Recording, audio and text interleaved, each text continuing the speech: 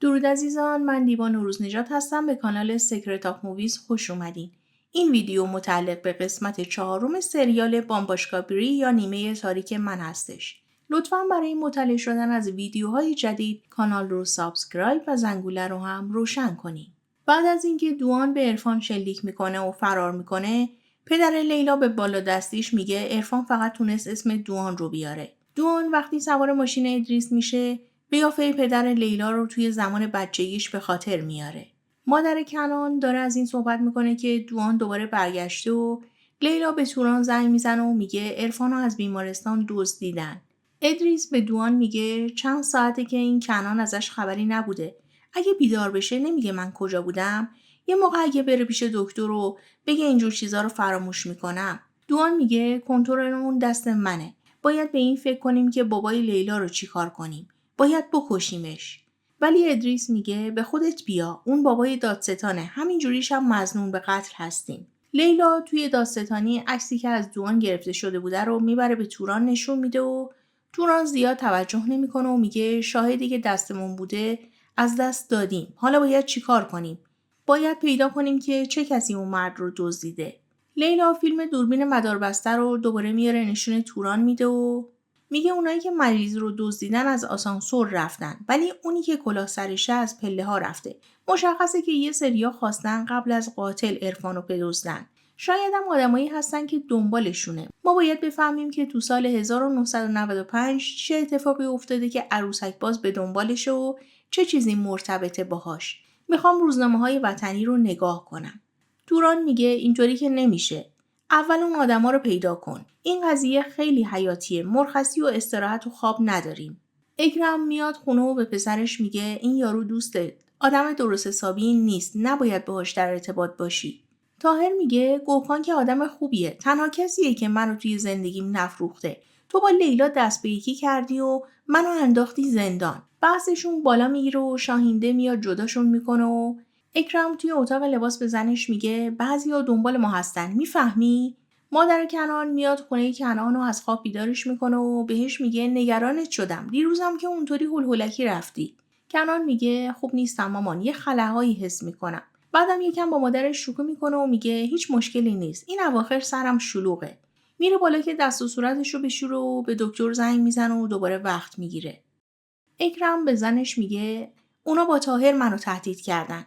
شاهینده میگه اونا آدمای قدرتمندی هستن. هر چیزی که میخوان و هر کاری میخوان انجام بده. ما راه برگشتی نداریم. باید از پسرمون محافظت کنیم. اکرم داد و بیداد میکنه که اون یارو عرفانو کشتن.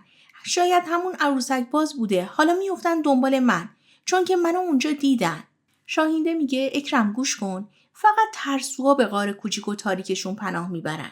کمال زنگ میزنه به پدرش که ببینه باز اتفاقی افتاده یا نه که توران بهش جواب درستی نمیده و وقتی که متوجه میشه که زنش رفته اونجا میگه گوشیو بده به مادرت. به زنش میگه فوراً از اونجا برو بیرون. عصر میام حرف میزنیم. نوین پسرش رو بغل میکنه و میگه بیا ما هم دیگه بریم بیرون چیزی بخوریم. کنان میگه برای قهوه خوردن میریم اما امروز نه. من خیلی کار دارم. یه قاتل اون بیرون هست که باید این خبر پخش بشه. کنان به دکتر میره و براش برشنگاری مغز انجام میدن و دکتر از احوالاتش میپرسه و کنان میگه این اواخر انگار دارم به جای یه نفر دیگه زندگی میکنم. کاری میکنم که فراموش میکنم. مثلا یه دختری رو بوسیدم و یادم نیومد. دکتر میگه برشنگاریتون سالمه. باید دوباره برگردین پیش روانشناستون و چیزای دیگر رو بررسی کنین. توران میاد از لیلا گزارش بگیره و لیلا میگه این 2 نفر رو پیدا کردیم که اون مرد رو میدزدیدن. توران میگه سریعتر دستگیرشون کنین و میاد توی دفترش رو به ادریس زنگ میزنه و اونم رد تماس میده و با یه شماره ناشناس زنگ میزنه و میگه لوکیشن برات میفرستم تنها بیا. دستیار لیلا فایل های دیجیتالی روزنامه ها رو براش میاره و کنعانم به لیلا زنگ میزنه و یکم ازش حال احوال میکنه و لیلا هیچ خبری از پرونده به کنعان نمیده و ازش میخواد که یه لطفی در حقش بکنه و اینکه عکسش رو توی اخبار استفاده نکنه. کنعان به دفتر مراد و نوکت میره و اونجا دارن صحبت میکنن که عروسک باز عرفانو از دست دادستان دزدیده. نوکت میخواد اسم لیلا رو توی اخبار بیاره و کنعان مخالفت میکنه و میگه نه ما نمیتونیم دادستانی رو قاطی این اخبار بکنیم. زن طاهر بهش میگه چطوری که ما از اینجا بریم یه جای دیگه زندگی کنیم، اینطوری بابات نمیذاره آرامش داشته باشیم. اکرم میاد سر میز شام و از پسرش عذرخواهی میکنه که یکم تون رفته. طاهر میگه بابا من خیلی منتظر بودم که بیای بگی پسرم تو یه اشتباهی کردی، اما تو یه بار به زور اومدی و 2 دقیقه تو زندان موندی و رفتی. تو فکر میکنی که تو این دنیا فقط من اشتباه کردم؟ منو میبینی چه فکری میکنی؟ میگی باز این نره خر اومد؟ پدرش رو از جاش بلند میکنه و میگه بیا اون سیلی که میخواستی بهم بزنی بزن. اکرم میگه پسرم سر شام هستیم، اون یه اشتباه لحظه‌ای بود. طاهر میگه منم یه اشتباه لحظه‌ای کردم. فکر نمی‌کردم که توی مستی ماشین رو برونم و اینطوری بشه. گفتم میرم خونه و چیزی نمیشه. دوران میاد پیش ادریس و میگه میتونی یه کاری کنی که من دوان رو ببینم؟ ادریس میگه دوان اصلا از تو خوشش نمیاد. شماها چرا از این پسره یه چیز دیگه به اسم کنعان ساختین؟ بچه رو مثل ربات کدنویسی کردین. دوران میگه به خاطر خودش بود. مداواش همین بود. چی کار میکردیم؟ کل زندگیش رو باید اونطوری سپری میکرد. بچه مریضه. ادریس میگه شماها کارتون رو درست انجام ندادین. به خاطر کشته شدن اون همه آدم بیگناه حسابرسی نکردین. میدونی چرا دوان رو دوست دارم؟ چون که اون جسارت انجام کارهایی رو داره که هیچ کسی جرأتش رو نداره. مثل من و تو ترسو نیست. دوران میگه دوان الان وجود نداره. هیچ وقتم وجود نداشته. ادریس میگه فقط دوان وجود داره. کسی که کل زندگیش رو ازش غصب کردی. این آدمایی که دنبالشن پلیس نیستن. دوران میگه عرفان رو هم اونا دزدیدن. ادریس میگه آره. یه چیزی بهت بگم. یا کنار ما هستی یا نیستی. تا زیاد دیر نشده طرفت رو انتخاب کن. لیلا با پرونده ها میرسه خونه و کنعان هم کمکش میکنه که زومکنها رو بیاره توی اتاق. وقتی که کنعان میفهمه که لیلا میخواد این پرونده ها رو بررسی کنه، اصرار میکنه که من امشب اینجا میمونم و با همدیگه بررسی میکنیم. قهوه سازم که اونجاست، میرم یه قهوه دم میکنم. تو هم پرونده ها رو مرتب کن. پشت گردن لیلا رو میبینه که به خاطر استرس کهیر زده و میره خونه لپتاپش رو با یه پماد میاره که برای لیلا پماد بزنه. یقش رو باز میکنه و تا وسطای پشتش که کهیر زده رو براش پماد میزنه. یکم با هم گپ میزنن و کنان از لیلا میپرسه تو چه جور بچه‌ای بودی؟ لیلا میگه درونگرا، ولی حتما تو خیلی شیطون بودی. کنان میگه دوران کودکی خوبی رو سپری کردم. دوستم داشتن، یه بچه لوس و مامانی. نوین وقتی که میفهمه بچهش دوباره 2 شخصیتی شده، شروع میکنه به ناراحتی و میگه اگر همه چیزو بفهمه چی؟ اگه بفهمه که پدر و مادرش نیستیم چی کار کنیم؟ توران میگه شایدم بهترین کار همینه. نوین میگه اون هیچ وقت ما رو نمیبخشه. ما بهش محبت کردیم، وقتی گریه کرد همراهیش کردیم، وقتی خوشحال شد باهاش خوشحالی کردیم. نمیشه توران، اون ما رو نمیبخشه. توران میگه مشکل بزرگتر از اینه. اگر همه بفهمن چی؟ اگر کل کشور بفهمه چی؟ باید همه چیز رو به کنعان بگیم. نوین میگه اگر اون بفهمه دنبال پدر و مادرش میگرده. اونا هم بفهمن مشهوره ولش نمیکنن. اگر از ما دست بکشه چی؟ اگر قهر کنه؟ اعصابش به هم میریزه و توران سعی میکنه که آرومش کنه. کنعان تا صبح نشسته بررسی کرده و لیلا هم روی مبل خوابش برده. کنعان لیلا رو بیدار میکنه و میگه ببین یه چیزی پیدا کردم. خبرای مربوط به آلتین تپه 7 و 9 سپتامبر هست ولی 8مش نیست. لیلا میگه ولی اونجا خارج از استانبوله. من پرونده دستمه، تا مختومه نشه نمیتونم از شهر خارج بشم. کار اداری هم طول میکشه. کنعان میگه من بررسی کردم. دیدم یه چاپخونه هست که 2 سال بسته شده. حتما یه مسئولی چیزی داره اونجا. به پلین زنگ میزنه و میگه یه خبری رو برات میفرستم، آدرسش رو برام پیدا کن. نوین تا صبح نخوابیده و به کنعان فکر کرده. دوران بیدار میشه و میگه پشیمونم نکن از اینکه همه چیز رو بهت گفتم و به خاطر کنعان باید قوی باشیم. نوین میگه بعد از این همه سال برگشتیم به همون جایی که ازش شروع کرده بودیم. به هم قول میدن که هر اتفاقی بیفته کنار بچه‌شون باشن. کنعان و لیلا هر کدوم میخوان به صورت انفرادی برن دنبال پرونده و تصمیم میگیرن که با ماشین لیلا با همدیگه برن. توی ماشین یکم با همدیگه راجع به پرونده گپ میزنن و نزدیکای اونجا که میشن کنعان حالت تهوع بهش دست میده. صاحب انتشاراتی رو پیدا میکنن و مرد انتشاراتی ازشون میپرسه قاتل رو پیدا کردین؟ لیلا میگه به خاطر همین اومدیم. کنعان میگه ما وقتی روزنامه ها رو بررسی کردیم دیدیم که 8 سپتامبر 1995 روزنامه ای نیست. لیلا میپرسه از اون دوران چیزی یادتونه؟ اتفاقی افتاده باشه یا کسی کشته شده باشه؟ مرد میگه از اون دوران خیلی گذشته. نمیدونم توی آرشیو باشه یا نه. آرشیو توی یه اتاقه که خیلی به هم ریخته است. منم امروز وقت دکتر دارم. کارم قراقاتی شده. لیلا میگه ولی ما از استانبول اومدیم و ازتون خواهش میکنیم. من کارتم رو بهتون میدم. ما همین دور و بر هستیم. اگر گشتین و پیدا کردین به ما زنگ بزنین. وقتی لیلا و کنان میان سمت ماشین، لیلا میگه یه چیزی هست. زنم معذب شده بود. کنان به پلین زنگ میزنه که براشون یه خونه اجاره کنه که مجبور نشن برن هتل و کسی بفهمه که اومدن آلتین تپه. زن اون مرد انتشاراتی میگه به نظرم همه چیز رو بهشون بگو. کافیه دیگه. این همه مدت اذیتمون نکردن؟ مرد میگه خدا لعنتشون کنه. تو اینا رو نمیشناسی. زن میگه چطور نمیشناسم؟ اونا با افتراهایی که بهت زدن داشتن تو رو میفرستادن زندان. لطفاً هر چیزی که میدونی بگو. به حد کافی سکوت کردی. لطفاً برای حمایت از کانال ویدیو رو لایک و برای دوستانتون هم بفرستین. لیلا و کنان میرن به خونه‌ای که پلین براشون گرفته بوده و قرار میشه که کنان بره طبقه بالا بخوابه. وقتی میره بالا دوباره شخصیت دوان برمیگرده. یاسمین به لیلا که رفته بیرون خونه زنگ میزنه و بعد از حال احوال میگه این مرادم همش به این پیام میده. شبا پیگیر میشه. لیلا میگه یعنی چی؟ میگه چی تنته و اینا؟ یاسمین میگه آره همشون مثل هم هستن. لیلا میگه به نظرم ازش دوری کن و بلاکش کن. دوست پدر لیلا هم توی آلتین تپه با دوربین داره لیلا رو دید میزنه. دوان به ادریس زنگ میزنه و جریان رفتنشون به آلتین تپه رو تعریف میکنه و ادریس میگه به اون یتیم خونه رفتی کاری نکن آروم باش. دوان میگه من که نمیرم کنعان میره. باید هر چیزی که من اون زمان حس کردم رو حس کنه. تمام دردایی که من کشیدم رو بکشه. ادریس میگه آخه کنعان چه تقصیری داره؟ دوان میگه اون چه تقصیری داره؟ جشن تولد براش گرفتن تو مدرسه خصوصی و کالج درس خون با دخترها آشنا شد. همشون مقصرن. هم کنعان، هم لیلا، هم توران، هم بابای لیلا. لیلا شب برای غذا خوردن میاد کنعان رو صدا کنه و از خواب بیدارش میکنه و میبینه که حال خوشی نداره. کنعان ازش میخواد که ببرتش توی وان آب سرد که تبش بیاد پایین و لیلا هم کنارش بشینه.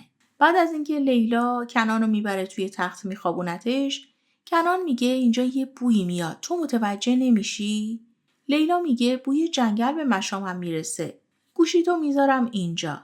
کنعان ازش میخواد که لیلا از پیشش نره و همونجا بمونه. مرد انتشاراتی روزنامه ها رو بررسی میکنه و متوجه میشه که یه سایه از پشت پنجره رد شد. یکم که میگذره لیلا متوجه میشه که کنعان داره خواب میبینه و توی خواب از کسی کمک میخواد. کنعان بیدار میشه و میگه خواب دیدم. خیلی داد و بیداد بود. زیباتر از این نمیشد از کابوس بیدار بشم. لیلا میگه یالا دوباره بخواب. فردا همه چیز خوب میشه. کنعان دستشو میگیره و میگه کاش بیدار نمیشدم. اون موقع میتونستم تو رو ببوسم. لیلا میگه توصیه نمی کنم چون خوابات برعکس میشن. کنعان میگه حواست هست که دارم عاشقت میشم؟ لیلا میگه عشق فقط باعث ناراحتی و غصه میشه و یه قطره اشک از چشمش میچکه. مرد انتشاراتی به لیلا زنگ میزنه و میگه روزنامه رو پیدا کردم. صبح که میخوان برن پیش مرد انتشاراتی، کنعان میپرسه من دیشب حرفی بهت زدم که نباید میزدم؟ لیلا میگه نه فقط داشتی هزیون میگفتی. وقتی که میرن پیش مرد انتشاراتی میگه ببخشید اشتباه دیده بودم از اون تاریخ روزنامه‌ای نداریم. کنعان میگه به خاطر این همه ما رو منتظر گذاشتین؟ لیلا بهش میگه اگر تهدیدتون کردن پلک بزنین. مرد پلک میزنه و لیلا میگه الان ما رو تحت نظر دارن؟ مرد دوباره پلک میزنه. زنش میاد و میگه این دلمه ها رو برای شما پختم که توی راه بخورین. لیلا و کنعان میشینن توی ماشین و لیلا میگه زود اونو باز نکن. دوست پدر لیلا رفتنشون رو میبینه و میاد به اکرم که توی ماشین نشسته بوده میگه مشکلی نیست. طرف دست به سرشون کرد.